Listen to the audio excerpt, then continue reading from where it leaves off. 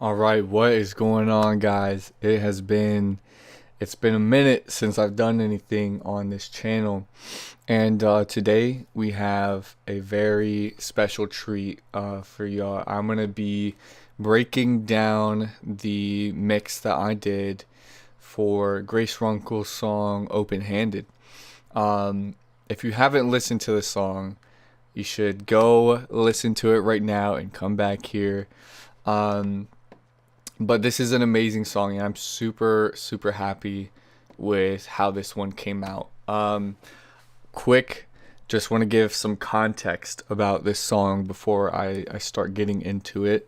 Yeah, just some of the stuff that went into what this is. So we're breaking down. I just want to say this. We're breaking down the final session, the approved session. So this is what I'm showing you guys is the result of however many revisions we did. This isn't necessarily just my take on it. This was formed and crafted by a lot of communication, with the artist and getting this song in line with her intentions. So that, and I also wanted to say, like, okay, so what can you guys hope to get from something like this?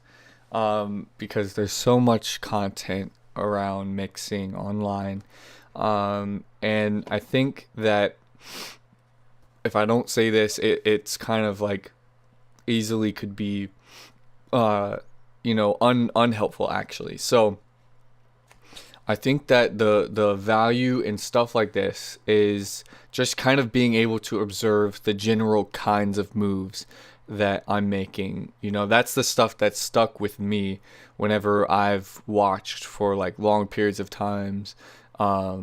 Like mixers that I look up to, it's just like, okay, like that's the kind of stuff that they're doing.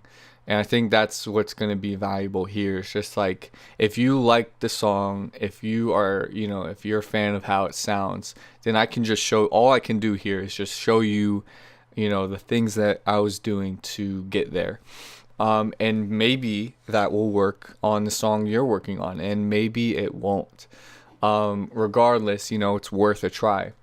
So let's get into this. So the song was sent to me by the producer Wyatt, and I've worked with him. He's one of my good friends. Worked with him before, but we kind of already kind of know some of the plugins that we have in common, and he knows that I like to receive the Logic session. So he sent me the Logic session, and he committed the like absolutely essential plugins, especially stuff that I don't have. Like the instruments were all committed, and any like effects kind of things were also committed before he sent them to me. But the EQ, the compression, even like saturation, stuff like that, he left on the session for me to kind of discern what to keep and what to pull back. So I spent an entire day, a literal entire day, just getting in that session, getting familiar with the song, which is really helpful in terms of like just not getting overwhelmed with a new song, and bouncing out all the tracks by hand, just because there was around 300 tracks originally, and this session I believe has 93 tracks. That's including auxes, so it's probably closer to the 80s or the 70 range of tracks. So consolidating, especially the vocals, that's where the bulk of the track count came from. But being able to consolidate those into one thing like this, for example. Oh, I got the vocals muted. When my heart and my eyes align. So that's all one track. And of course, if different stuff needs to be tuned, I'd put tuning on it beforehand, or just, bounce them out separately. But this worked for this really well. That again, it's just like with 300 tracks, oh my gosh, like I'm gonna be overwhelmed with that, So that really helped make this more approachable for me. another thing you can see here, the lead vocal, it's like chopped up, all over the place. And the reason that is like that is because I believe the song was either the pitch was, I think it was the tempo actually was changed. So, excuse me, it was sped up, and the algorithm that they used to speed it up, I just found like it had artifacts in it.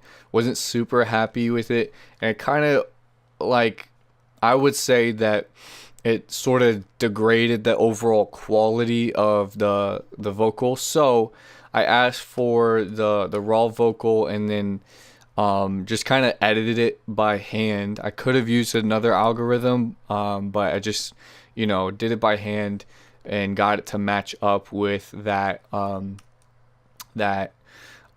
time warped one. And it wasn't super Jurassic, so that it was unachievable. Like it lined up well, being able to like kind of chop it up like this. So, and then there's also gain, automation going on here, but we'll get into that later. But yeah, I mean, that's kind of some of the stuff that went into the beforehand. I definitely spent like a whole part of a day, and gave it its own stage to just mix prep this. And I didn't jump right into mixing it right after prepping it. That wasn't combined at all. Those were two separate stages, which again just really helps make things approachable when you do come in to mix the song. It's all ready for you to do your thing. What else went into the beforehand? I mean, there was a lot of communication, like a fair amount of communication with the producer and artist on just the intention behind the song. And kind of like hearing, that's, it's become one of my favorite parts of the gig. It's just getting to hear the artist talk about their song.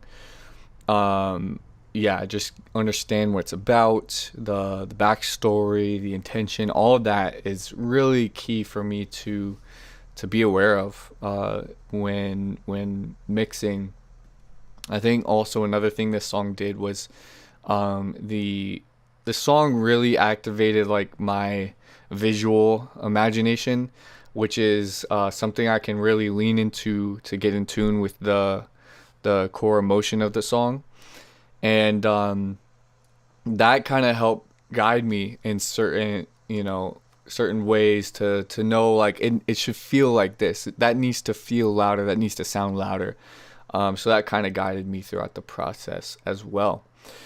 Yeah, let's just get into it. I'm gonna try and go as fast as I can. I went through this the other day, and it's a, even though it's consolidated, there's still a lot going on here. I guess one thing I can point out as I have this session like this. So in pink, we have the music. Purple is the EGs. This is an acoustic. And you'll see the production's really like spread out and kind of sparse in some ways. Like there's not a ton of keys going on. The EG comes in when it comes in, and then it's gone. The acoustics throughout. But it's not like a super dense produced song, which is amazing because there's so much overproduced stuff out there. So it's great to receive something that was just precise, Occam's razor type, production. So yeah, that is just something too with the song, and like, trying to create fullness. I think when we get into the demo at the very end, some things that you might use to describe the difference is that certain elements are less defined, and they blend into the rest of the music a lot better. And I'll get into some of the techniques that I'm using to achieve that. But everything's a little bit just blended together and less defined, which was definitely something that Grace mentioned that she wanted. And then I think some moves that you'll see that I'm doing overall is I'm just doing like at the very least, if I'm doing processing, it's going to be like either saturation or just EQ and using the type A to like bring it forward, make it more exciting and more interesting sounding. So last thing I'll say, I've been yapping and we're going to get into it, but this is all really important stuff. Another thing that I did to keep from getting too overwhelmed with working on this song is I kind of started with mixing the instrumental. So that's interesting because, you know, you have to keep in mind the space for the vocals, and you want to be able to reserve space for the vocals. And I was aware of that. I think the production really lends itself to being, you know, like dominated with vocal presence. But regardless, you know, you can always pull stuff back, but it's a way to get the ball rolling for me. So that's how I kind of started this. So it started with the drums and then kind of worked my way down the session. So here's the drums. And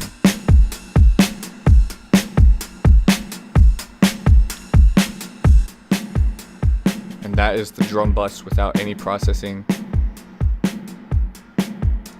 So excuse me. Yeah, so we have the saturation. I'm using the SSL saturator here. I'm using this to get some air.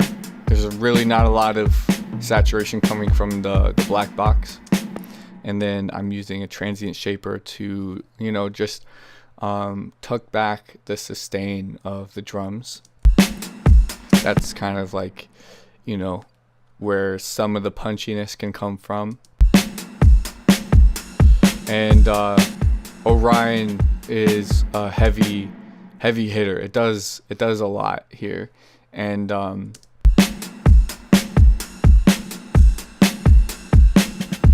the harmonics are really nice. The lift, I really like what it does to bring forward the top end. And then yeah, we have this EQ on the whole of the drums. There's a little bit of automation right here at the very start,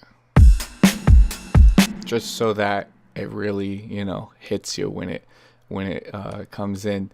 And then for the kick, I am doing some automation here with this high shelf. And if I, you know, drag around the timeline,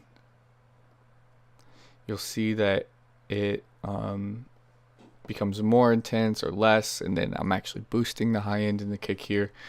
That's because the kick, you know, kind of plays a different part in each of the different scenes, if you will, throughout the song. So in the verse, it's like, you know, her telling the story, and her vocal is what needs to have the spotlight. The drums don't need to be knocking right there. But in the chorus, absolutely. And then in the last chorus, yeah, absolutely, it needs to hit the hardest. That's the biggest moment of the song. So that's, you know, just a little thing that I'm doing to help, you know, assist in the storytelling of the production. You know, like the arrangement and everything was so masterful from Wyatt's end. You know, he really like did an amazing job with being intentional with what elements are coming in where to create a story with the production. And my job as a mixer is to just accentuate what he's already doing with those kinds of decisions. Yes, like to make an overall just like kind of sounds better cohesion and bring it to the next level. But that's absolutely a huge part of it. It's like if I just A-B a section, you're probably not going to notice something like that. But if you listen all the way through the demo and then you listen all the way through the mix, will those arrangement choices feel more exaggerated in the mix? And yes, absolutely, they do here. So something I'm doing with the kick there. The kit feels really live, and it's not, which again, it's just hats off to production, you know.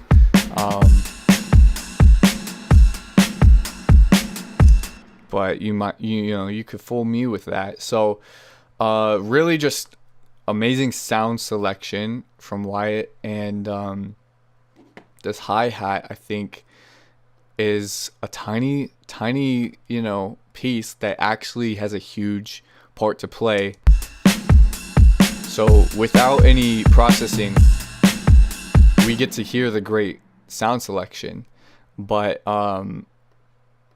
with the reverb and panning it differently,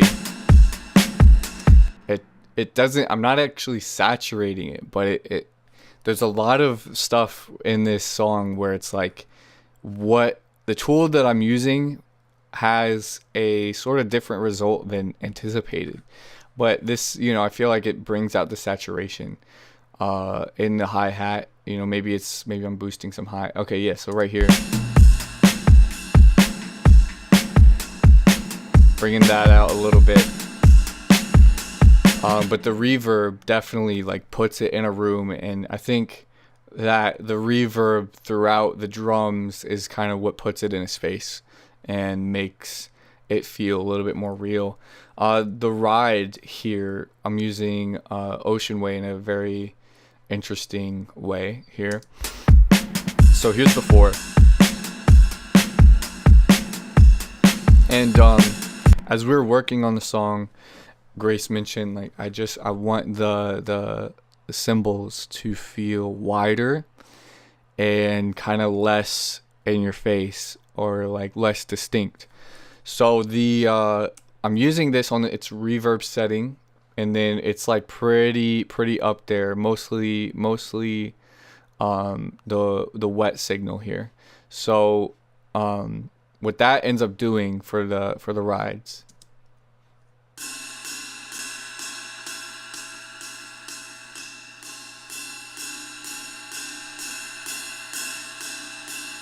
man, like the high end is smoothed out a lot. It's almost like you put a little bit of like a veil over that sound to help it blend in with the rest of the drums here. And it doesn't feel as transient, which is kind of like a signature of something that's been programmed, right? It's like very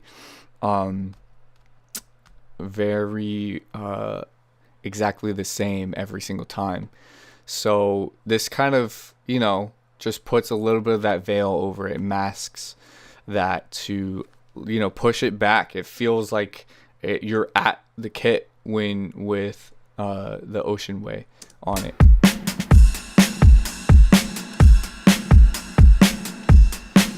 So it definitely pushes those back in the stereo field, which is really nice. This didn't need a ton of treatment, but, and then before, so there's already like a character to that, but just kind of bringing that out with some like tape saturation here, especially in the low end. So that moment, the low end is much more saturated there, which is pretty nice. And kind of same thing going on there.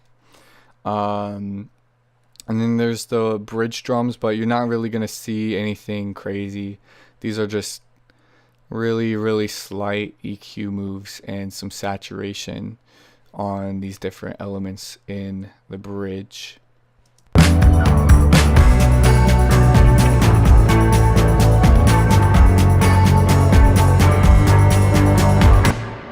And this has no processing, just turned it up.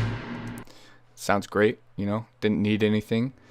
The tambourine here, I think this is another key element. Like, this is a really strategic element in the production. It's one of the only things with like intense high end in the whole production. So here's it before. So I put it more in the center. I think it just kind of was functioning better there. Some nice reverb. Taming a little bit of the high end, saturating it. saturating it further, and this feels like it really shapes the sustain. Like this saturates the sustain of the tambourine really nicely. And it's at 7.5 IPS, so it's darker as well, a little bit, slightly darker. But that kind of, this saturation brings out the liveness of this loop here. It's being sidechained to the kick, and that kind of helps make this feel like it's more a part of the drum groove. If it doesn't have that, it's kind of just doing its own thing. But when it's somehow tied to the drum groove here, kind of gives it a whole new groove. And then Ocean Way here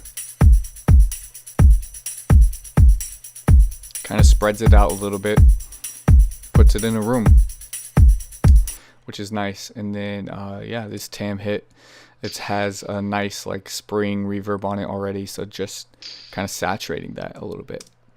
When it comes to the bass, I committed this, I could probably unfreeze it right now, but this amp plugin. And the reason I did that, I went kind of back and forth from being in this studio to like doing just slight things with the VSX headphones in my room, and I don't have my Apollo in my room, so I just committed that. But here's the bass before any processing. It has a great tone, it's really nice. So I'm just kind of like using this to beef it up. I feel like it kind of cleans it up and in a sense makes it more, I don't know, just sounds kind of better. We're getting some level and saturation from the tape here. My initial version, I think literally this knob right here was like one of the biggest things to get right in the song, honestly. Without the proper amount of like taming the high end, it's pretty distracting. So in the earlier versions, this was probably, way up here. And it's just a little, distracting, kind of like conflicting with the vocal. Where was that at? Was it 405? Something like that. I don't remember. Anyways.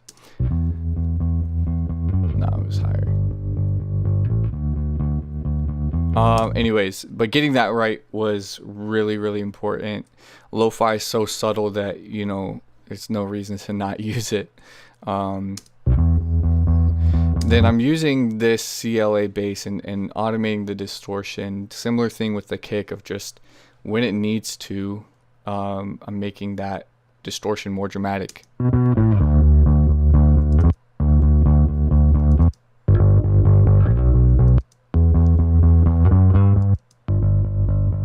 So it's a little bit cleaner in the earlier parts of the song, and then it really gets aggressive later on. And then there's this synth bass.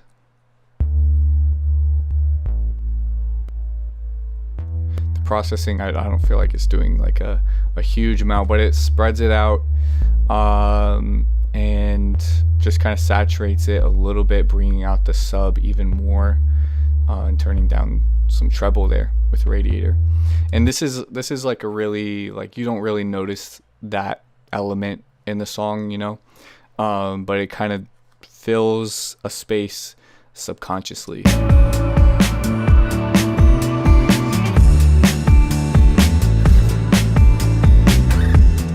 So you can't really tell that it's there, but you'll feel it. Like I'll bypass it and see how it feels without it.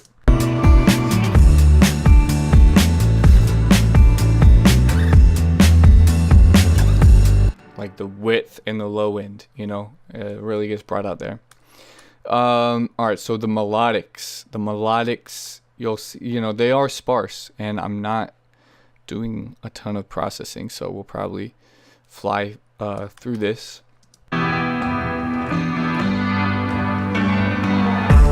So this piano, here's what it sounded like before. I think that really all I'm doing here is just putting some stuff on it to give it a little bit of that mojo. That's like kind of what I'm doing here, is just giving it some vibe, The slap delay especially, and the tape, or the type A, brings it forward. This frequency was like, it was kind of weird. I definitely needed to like pull this down quite a bit. Yeah, that just cleans it up a lot. I'm doing a similar thing here with that, and just sending it to a reverb. The pad, obviously we got pan man, so it's kind of moving around. I like doing that, with certain elements, especially like a pad, I think is really nice. This is like a delay reverb combo thing. It's really cool.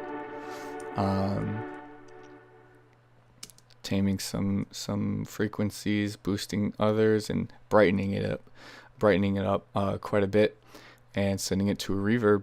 So yeah.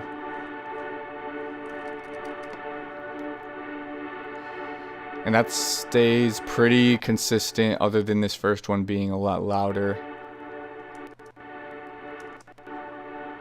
A nice kind of just subtle thing that fills some space. And these are like really just building kind of stuff. I could have put these in like the sound effects category. Really cool crystal sounding build thing here. I have no idea what that is, but here's what it sounded like before. It's clean, so just like throwing this flanger on it, it just kind of makes it sound more like this crystal, crystal-y kind of thing. Saturating and bringing out the high end as well. And then those effects just kind of make it feel magical, honestly. Turning that up in certain parts to, bring it forward.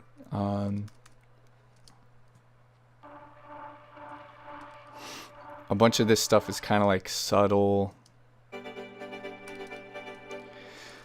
But yeah, I think, putting a delay on here makes it sound a little bit, cooler. It already has like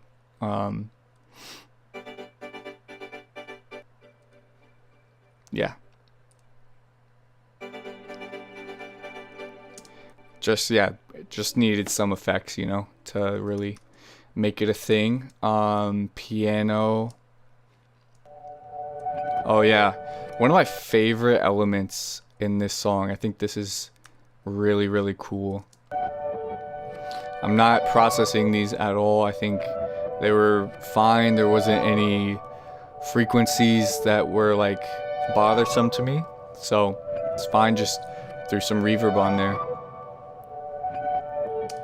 And then this, I pretty much left 100%. I didn't do anything to this.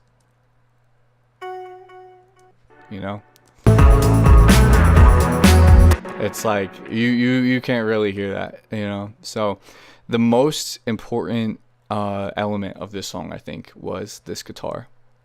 The riff, the riff, the main thing.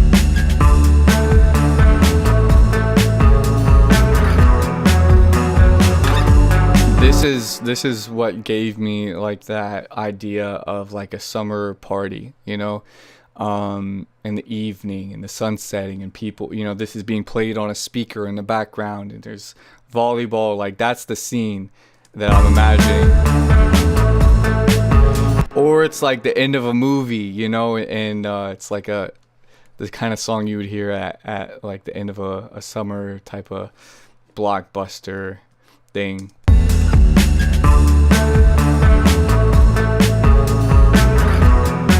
Alright, so what am I doing here? It sounds great already. Like, this is an insane guitar part from Wyatt.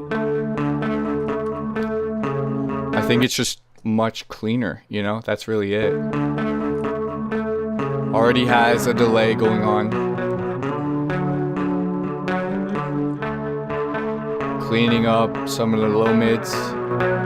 Brightening it up, that's really important. It needs to be in the spotlight.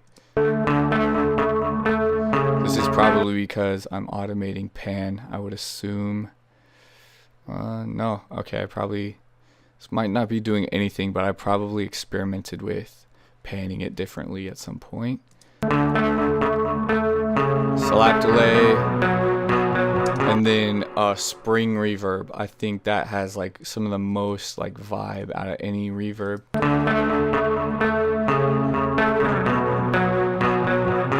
Gives it more space. It fills more space with that eighth note delay. And that's definitely being automated. Right here's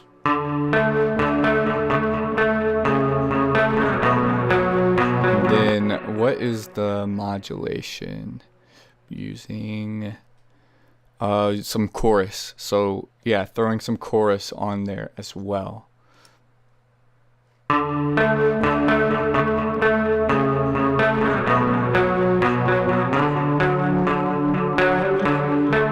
So yeah, I think that it really brings out what that's doing, you know?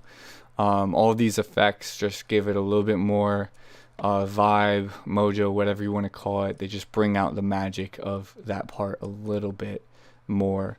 And then I'm probably automating the volume. Well, I'm clip gaining it for sure. So okay, yeah, I clip gained it so it's loudest at the final chorus, you know, of course. It needs to be.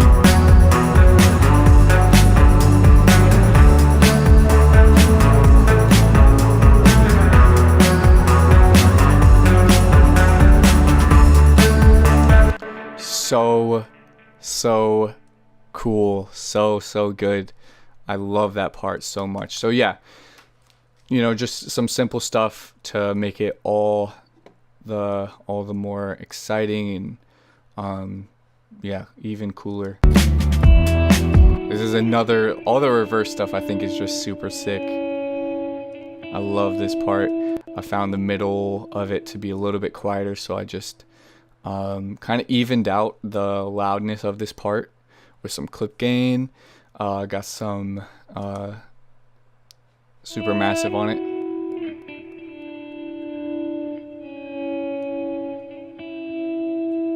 Just feel like that was supposed to be a part of it. A type to brighten it. Get rid of some low mids.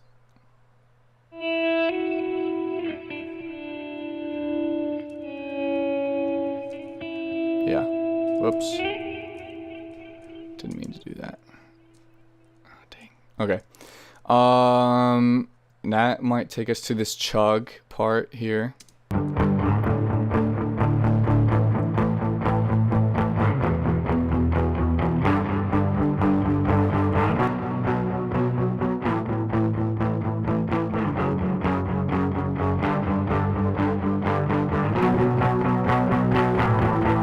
So yeah, just making that more intense and then adding those effects to it to, yeah, just give it more space. The word ethereal is, you know, like something that she said she wanted to go for here. And I feel like the way of doing that is all of these kind of effects. Like I kind of like just breezed or like went through all of these music parts pretty fast, but you can see like the common threads of, okay, just putting some effects on there, just kind of like taming some frequencies or exciting a lot of frequencies or saturating it a little bit or panning it differently. But really the main thing is the effects that give it the space. When I think of the word ethereal, I think of like floating, you know, or just like a space. So I'm giving these elements that space to, make it feel ethereal. So acoustic here. Really, really cool sound to this track.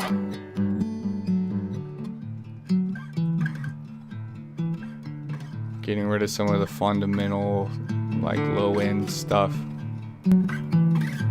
Brightening it up. Panned it more in the middle. Because it is like, pretty much the only musical element that happens throughout. So I wanted to keep that pretty much in the middle. Saturating it a little bit, getting rid of some more low end. That's it.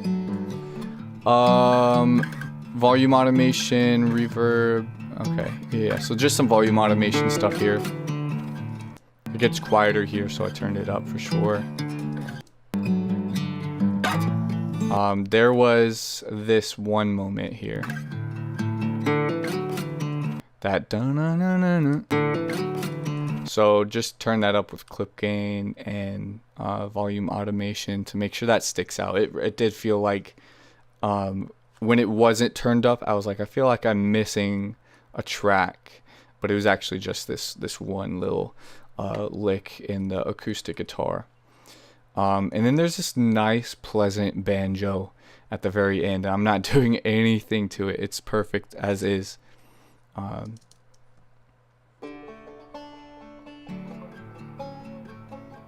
that is, already panned to the right. So, yeah, kept it like it was. It didn't need anything. We have an effect here that was printed. Birds. I'm just using the doubler to put that wider, and birds with reverb, like that's a pretty ethereal sound. Like that's pretty heavenly. I'm turning it way up. That's what 14 dB of a boost. That's crazy. Needed it, some moments, a little laugh there. Just put a slap on there to kind of give it a thing. Okay, vocals. I'm gonna try and not spend a ton of time here. I am automating a lot of these effects on the vocals, and as I've mentioned before, the vocal effects, like that's one of the main things, right? That's like you want to get whatever sound you're going for with the plugins, whether that's really like clean, professional, polished vocal, and the recording has a huge hand to play in that. But you're not gonna, I think, when people think of like a vocal sound that they're going for, it's actually probably achieved with the effects, not the processing. So here's it dry. Let me unmute the vocals real quick. Open-handed, wind is in my sails. So it's dry. And like it instantly, like something's off, but it's right. It's in the right zone. It just needs the effects. So we have, I think, 2 different plate verbs and Sound City Studios, I think is what it's called, reverb unit right there to give it, make it sound like she's in a room singing. Open-handed, wind is in my. So that's a cool, like it literally just sounds like it was recorded in a nice room. When my heart and my eyes align, I see that it was you bleeding. For the reverb, yeah, so like a pretty significant pre-delay, which is a huge part of the sound. It almost sounds like it's got like an actual delay, but it's just a pre-delay. And yeah, some pre-delay here. What value is that? 61 milliseconds. So even more significant than than this one. So when my heart and my eyes align, I see that so it does sound like it has a delay on it, but it's just the reverb right there. And the vocal is able to cut through before the reverb kind of takes over. when my heart and my eyes align, I see that it was you leading me. Eighth note delay, I don't think that's actually being used anymore. You know, we experiment with stuff and pull back stuff as needed, so I don't think that made the cut. Slap delays on kind of throughout. I really love using a slap delay to give something character and texture. This is probably a Galaxy. No, it's an Echo Boy. And I did definitely push the saturation up. I was chasing, looking for the thing. Again, just more character. This is chorus, I believe, and I really do like using chorus on a vocal. It's like one of my favorite parallels to use in a vocal. Being someone else, but you came just in time. It kind of gets brighter, more present. It does a lot. Being someone else, but you came just in time. That's one of my favorite effects right there. It's like a combination of reverb, saturation, and delay. And that's, you know, just kind of being put on certain moments to bring them out, especially. Super, super sick. Yeah, getting rid of some of the low end here in the lead. Some EQ, saturation. So as I mentioned before, taking that algorithm off of the vocal made it really, really clean. And it was pretty much too clean because Grace was like, I feel like we lost some vibe. So added these two plugins of saturation onto the vocal. When my eyes get lost in you, I never want to live for the things I used to, just you. So just some nice warmth, I guess would be the word to use, comes from those saturation plugins. And I did like manually clip gain the vocal so that, you know, I'm using my discernment on what needs to come up, especially like hold time needs to be get its proper emphasis, and it was pretty quiet originally. So just like it's almost as if I was using an upward compressor, but with my discernment, you know. So I did do that, but they did ask for some more compression. So there's some real subtle compression, especially. Now I realize when my heart and my it like occasionally will dig in like a dB or two, you know. And then I really like to use Gem Dopamine on like every vocal. It's like one of my favorite things. It's basically the A type. And then de-essing. I did like most of the de-essing in Melodyne.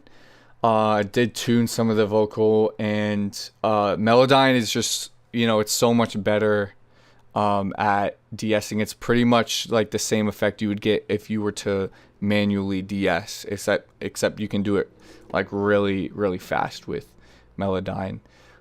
So yeah, when it comes to all the BGVs, like we got layers on layers here. There's a lot of vocal layers going on here.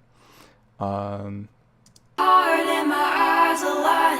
See that it was you leading me the whole time.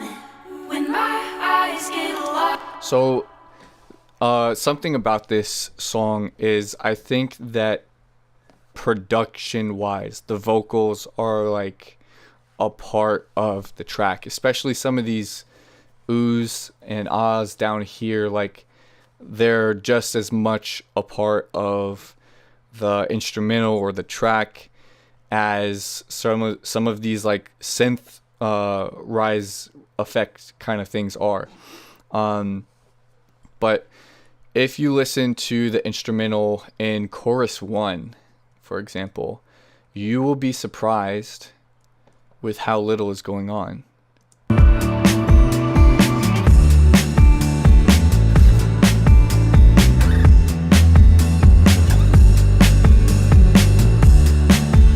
Like, the main changes that happen are we have that ride that comes in, but actually a lot of music drops out, stuff builds and then kind of drops out, but we pretty much still just have the same acoustic bass. We of course have that width coming from the synth bass, but man, like, it's sparse. You know, we have that pad, so the vocals are what makes the chorus feel like an actual chorus.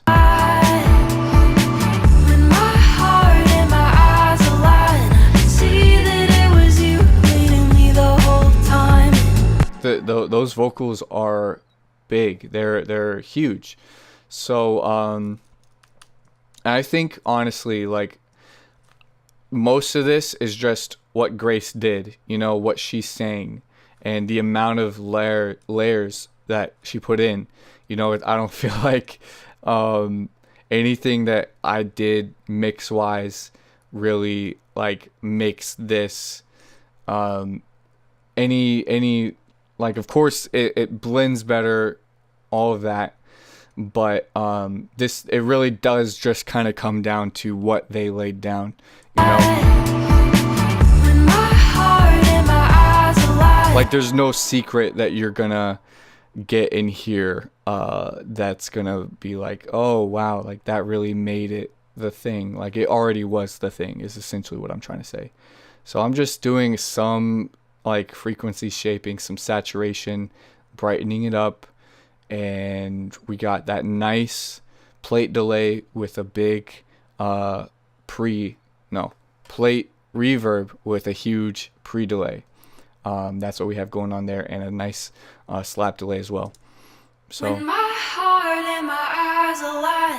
it's also being thrown to Sound City Studios, but like, this sounds, these stacks sound pretty much the same. They sound like they do, you know, on their own.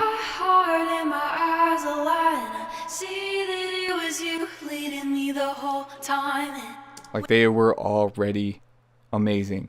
So just kind of bringing it up towards, you know, the focal point of your attention with brightness and loudness. Yeah. Using the stereo delay effect for these, for sure. So cool, so cool. Turning those up quite a good amount. And then I'm also like, one of the things here, you know, Grace likes her music to be on the warmer side. So without this EQ, you'll notice these U's have a ton of air. And it kind of almost makes me like want to, like, if I could close my ears a little bit, you know, it's just like, it's really, really bright. So just taming some of that high end, and it's so much smoother. Like, so much smoother with that. So yeah, kind of de-brightening stuff there. And the harms are super, super cool too. When my heart and my eyes align, see that it was you leading me the whole time. When my eyes get lost, just using relay to you know, put one stack of them on one side and then another stack on the other side, so they're wide and loud, plus 11 dB, and really, really minor EQ moves going on here. Yeah. Let's see, what do we have? Oh yeah, so we have like a formant shifted kind of thing just to fill some space. And a vocoder as well. And I'm using micro shift to kind of spread it out a little bit more, give it more width. So we have chorus, and micro shift is kind of like chorus. Never wanna live for the things I used to. I waited my whole life just. These sound great. Just really liked, you know, how they sounded with a slap delay and being brighter. And then yeah, we have the 60 millisecond pre-delay on the plate reverb for these as well. I waited my whole life just to find. But all these vocals are already so killer, so cool. I think down here we start to get more into like production sounding vocals. Like this I'm open stuff is yo, like it's so cool. But it's definitely like very musical kind of thing, more so than like a very vocal kind of thing.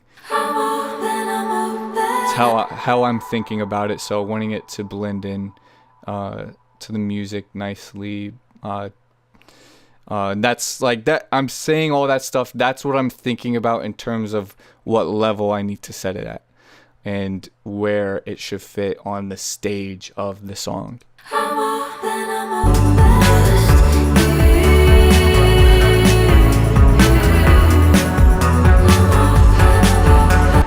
So, I mean, yeah, all this stuff, it's essentially like make sure that it's not too bright, make sure it's bright enough, set it at the proper level, make sure that you're happy with the width, and add some cool effects to accentuate how dope these vocals are. But they were already the thing.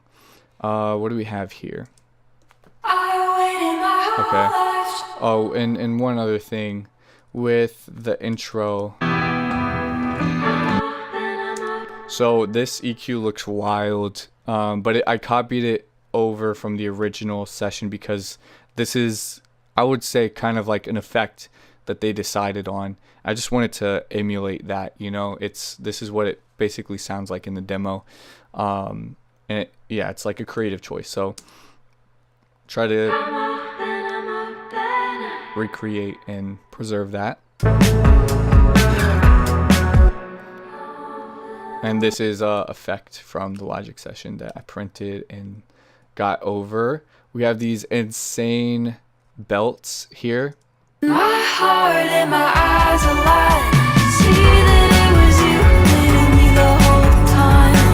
When my eyes get lost in you, I never wanna live for the thing. So plus 24 dB on some of those. Yeah, I think it just, you know, we spent time working out what the appropriate level for those were, and like what level do they feel like they're kind of like not in the foreground, you know. And I'm using doubler here to give it some width, saturating it, compressing it a little bit, and brightening it up. Yeah, and then the effects there are pretty key, I would say, especially the stereo and eighth note delay.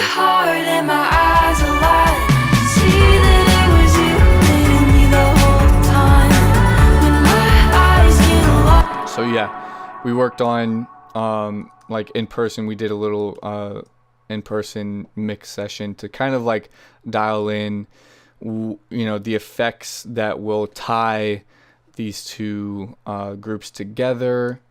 Yeah, really, like, we spent some nice time on fine tuning. We got some oohs and ahs. I really love these. I think I pretty much just left that as is. It needed, you know, to come forward a bit. But yeah, that's definitely one of my favorite elements. I'm giving control right back to you. I'm not the same way I used. Yeah, all this stuff sounded like really good already. So That's the vocals. I don't think there's really anything else to showcase there. Let's take a look at the mix bus and then do a final comparison to the demo here. So, I think the mix bus does a lot to the song. So, let's listen.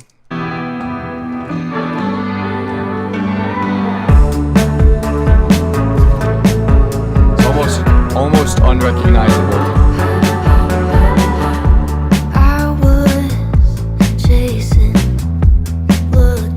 Like, that's wild.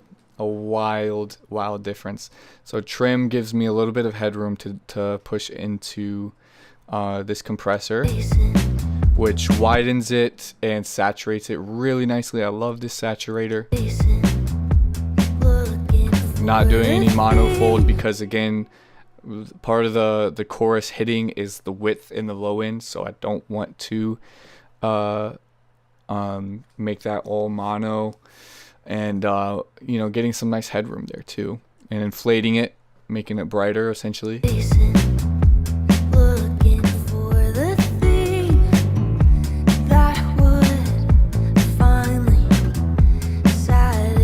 a decent amount of compression on the mix bus.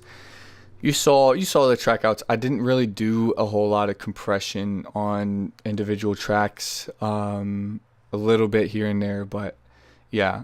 Oh, I guess I should also mention these are on the all Vox, this kind of EQ.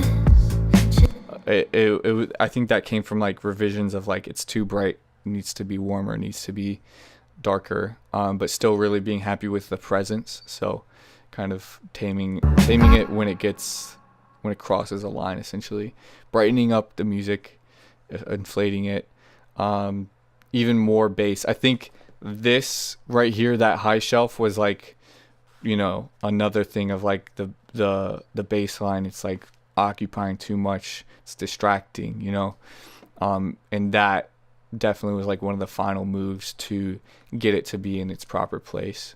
Some limiting on the drums too. So the drums aren't like they're not the main character of this song. They're just not, the vocals are. So, you'll notice that in the mix. I think that the drums don't like dominate really, and that was something too. Like they wanted to pull back the drums, but everything is like in where it should be. It's not.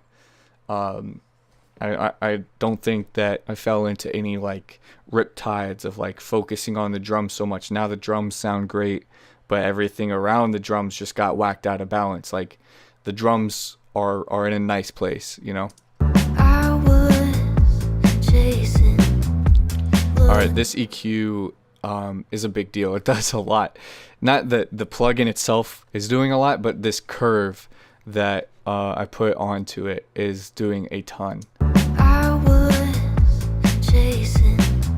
It really, I think this is kind of like what gives it what it has. It's on analog. If that really does too much, I think it just changes like the curves a little bit. I mean, listen to the lead vocal.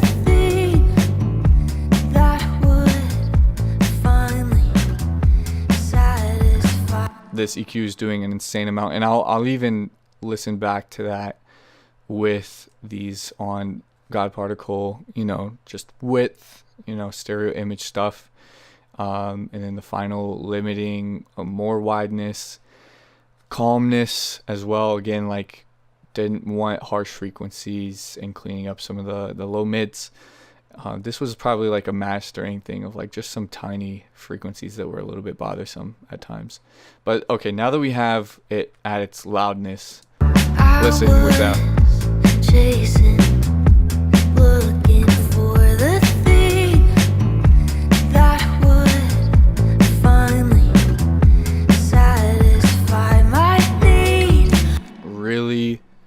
Really heavy hitter. Like that is a insane difference from just that one EQ right there. It really, like, that's kind of like a make or break kind of thing. I was chasing,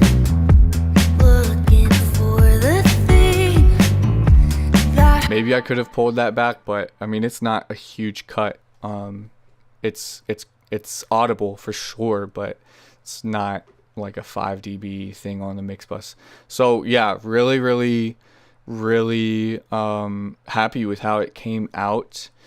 And I think the master's at like negative. It's around -9, and the final chorus is around -6 LUFS. So the overall score that we got for the song is at -9.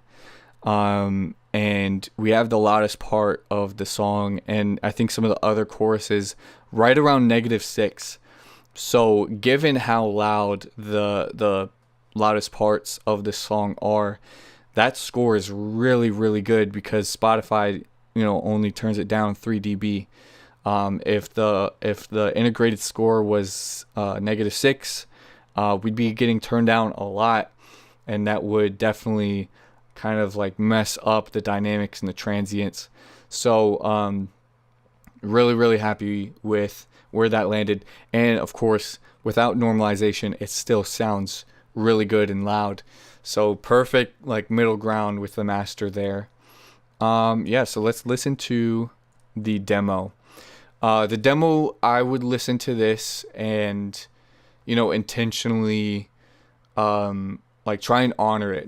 I didn't listen to it so that I could beat the demo. I listened to the demo so that I could honor it and kind of go for what they already had and pick up where they left off, kind of thing. So here we'll listen to it. It's going to be at the same exact level, so that will not be a factor that influences it. We're just getting to listen to the mix. So yeah, we'll start with mine and we'll kind of flip back and forth.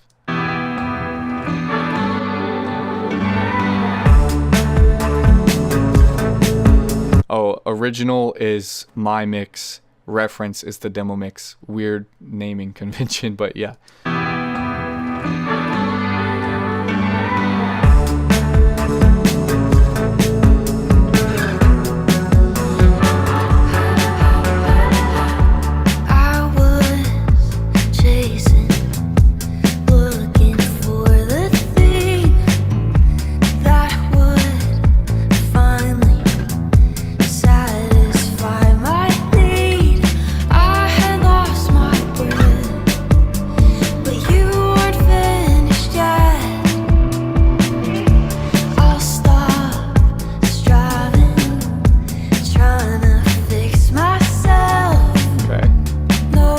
Go to a chorus. When my heart and my eyes align, see that it was you leading me the whole time.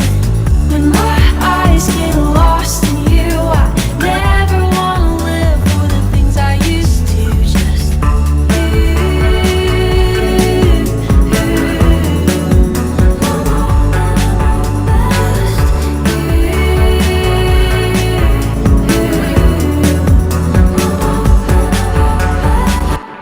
listen to the final chorus real quick. eyes align, see that it was you leading me the whole time.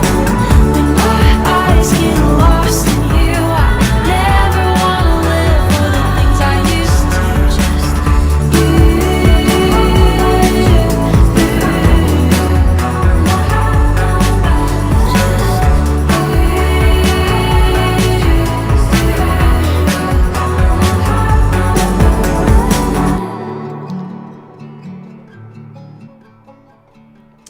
So, I hope that listening to both of them can show you like what, like how all of those moves that I just showcased result in the song that we have, So a lot of those like cuts in the low mids and the low end, a lot of the making stuff more excited with the A type, a lot of the like, let's take one of these batch of harmonies all the way to the left and the other to the right, like it all results in that like cleaner low end and low mids as well.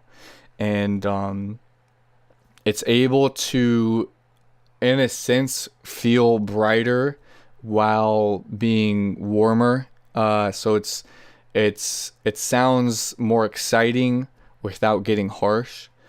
Um, and there's a lot of stuff that really doesn't change about it. There's a lot of stuff in the stereo field that stays pretty much how it was. Um, yeah, yeah. And then there's obviously like pan, differences. I think the music overall is just kind of blended together.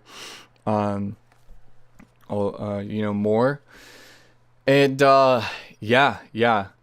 But I couldn't, have gotten there without trying to honor the demo mix. Let's see verse 2 real quick. Open this is freedom.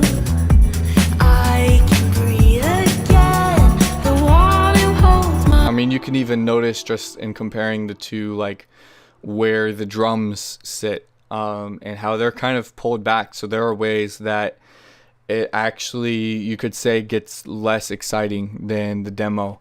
It is more tame in that regard. But comparing is kind of a dangerous game. Just what if you just take the final mix on face value, you'll be able to engage with the song, get lost in the world of the song. Things are in their proper place. You know what I mean? So, yeah, I had so much fun working on this song, and I am so honored like that I got to mix this record. Um, yeah, I love this song. It means a lot to me, and I hope you enjoy it too, and I hope you got some value from going through this that you'll be able to take into the excellent records that you're working on. So yeah, I appreciate you watching, and I hope you got something from this.